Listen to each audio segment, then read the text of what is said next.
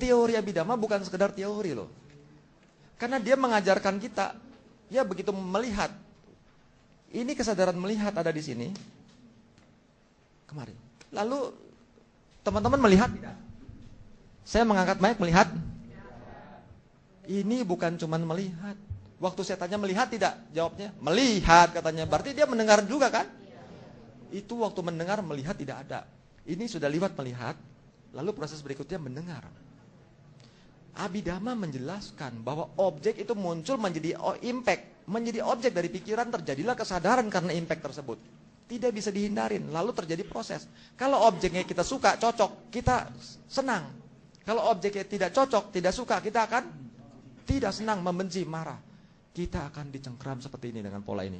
Senang, serakah, berebut gitu ya ego, lalu benci, marah. Kita cuma mengejar-ngejar apa yang kita senangi dan berusaha lari dari apa yang kita tidak senengin. Bisa lari tidak? Kalau kita kejar yang kita senengin bisa dapat tidak? Semakin dapat, semakin haus, semakin haus, semakin haus. Tanha. Ini pola yang salah. Ini pola daripada aku salah cita. Tapi teman-teman ya, ajaran Buddha bukan cuma untuk pola aku salah cita kita kendalikan, bukan. Dia mengajarkan untuk yang pola yang baru yaitu kusala. Tapi ini pun harus ditinggal. Karena kusala perbuatan baik berbuah, buahnya kejayaan, kekayaan. Tapi ini juga bumerang kalau kita tidak punya panya. Kekayaan ini membuat balik lagi Pak menderita. Mirip kayak main ular tangga Pak. Dikocok begitu 98 turun lagi. Begitu kaya Pak, kita lengah gak punya rem batin, celaka loh.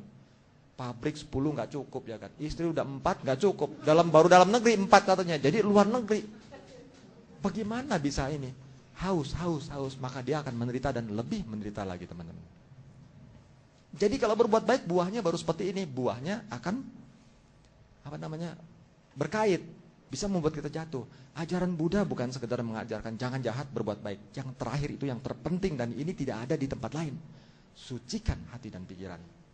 Kalau sucikan hati dan pikiran artinya semua tindakan kita menjadi kiriya. Cita mana satu sepuluh. Nah, semua pikiran kita menjadi kiriya cita.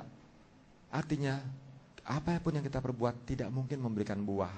Begitu kita game over, bukan take over, game over. Kita akan parinibbana, tidak lagi akan menerima buah, mengalami kebahagiaan yang mutlak. Ini ajaran kita. Nah, pada saat kita belajar tentang melihat dan mendengar, apakah ini bukan suatu praktek langsung? Mengalami tidak? Kita belajar teori, tapi Abhidhamma itu teori untuk bisa langsung dipraktekkan teman-teman. Sehingga waktu kita membabarkan metode pengajaran kita, prinsip dasarnya adalah pertama adalah seperti pisau, diulang. Tetapi kita menggunakan pertama supaya kita memahami. Landasan pertama adalah memahami teman-teman. Kedua, mengulang.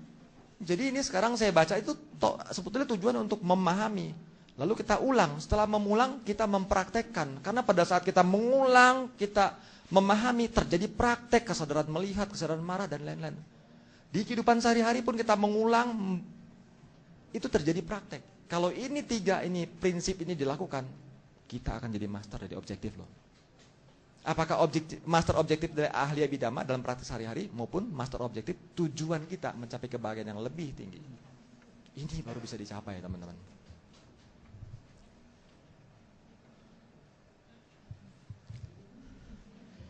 Kita selonong dikit, masih dikit lagi ya. Ya. Pemahaman secara teori tidaklah terlalu dalam. Tidak mampu untuk mengikis konsep aku, teman-teman. Hanya dengan selalu sadar tentang fenomena yang muncul melalui 6 pintu indera, kita akan memahami kebenaran melalui praktek langsung. Pemahaman langsung dari praktek inilah yang mampu mematahkan konsep aku. Jadi teori Abhidhamma ini untuk menjadi trigger sebetulnya untuk terjadi praktek.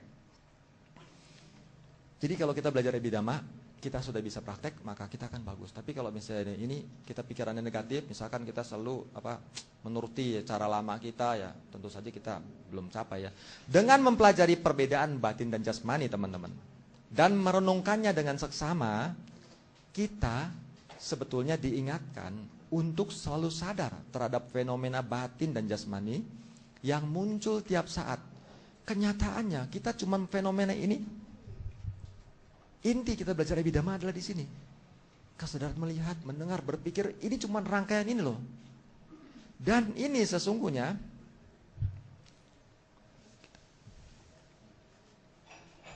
dan di sini kalau kita memahami ini, sesungguhnya kita menembus langsung pemahaman tentang batin dan jasmani, teman-teman. Jadi ini hari terakhir saya akan kupas. Kemarin kan cita dan cetasika. Tapi teman-teman, hari ini akan saya masuk ke rupa.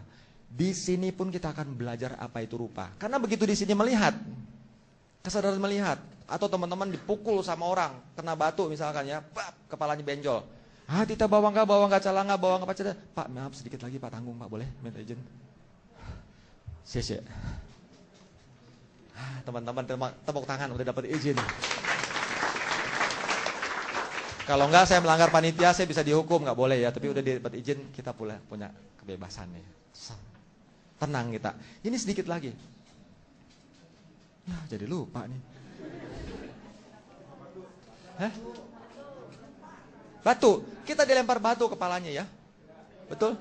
Benjol, sakit kan? Lihat.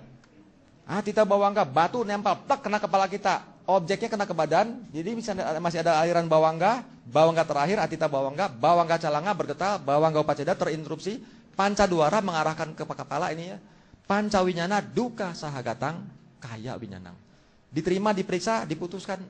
Ini gak bisa ini. Bocengli nih, bokam guan katanya. Marah di sini kan? Tadaramana. Teman-teman, sesungguhnya di sini kita waktu di sini marah, kita biasanya menekankan diri kita pada apa? Pada saat marah, pada saat happy, di sini kita ini jawana.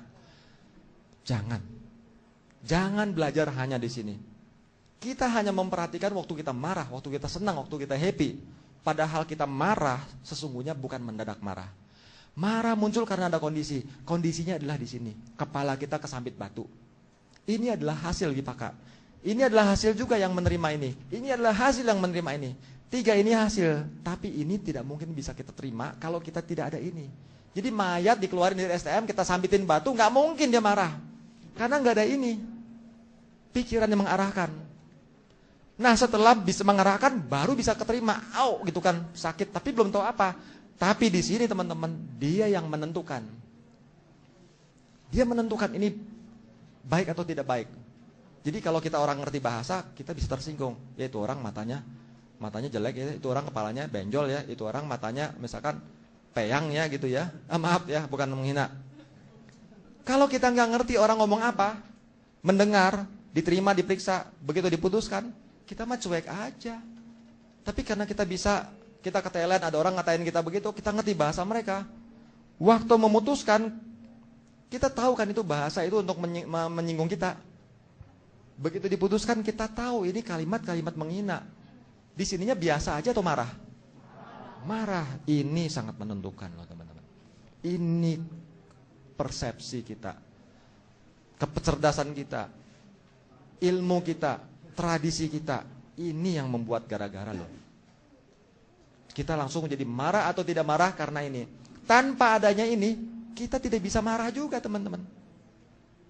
Karena itu kita harus selain marah, senang, kita harus belajar yang di sini. Ini vipaka, yang ini kiriya. Tapi kiriya ini sangat menentukan. Orang menjadi mudah marah dan tidak marah karena ada persepsi. Persepsi inilah yang kita harus perbaiki. Kalau kita memahami bahwa persepsi ini kita perbaiki dengan pemahaman Dhamma, bahwa segala sesuatu muncul bukan mendadak, tetapi ada sebabnya. Sebab akan menghasilkan akibat. Akibat ini menjadi sebab baru lagi akan menghasilkan akibat lagi beruntun. Maka kita tidak menyalahkan orang lain.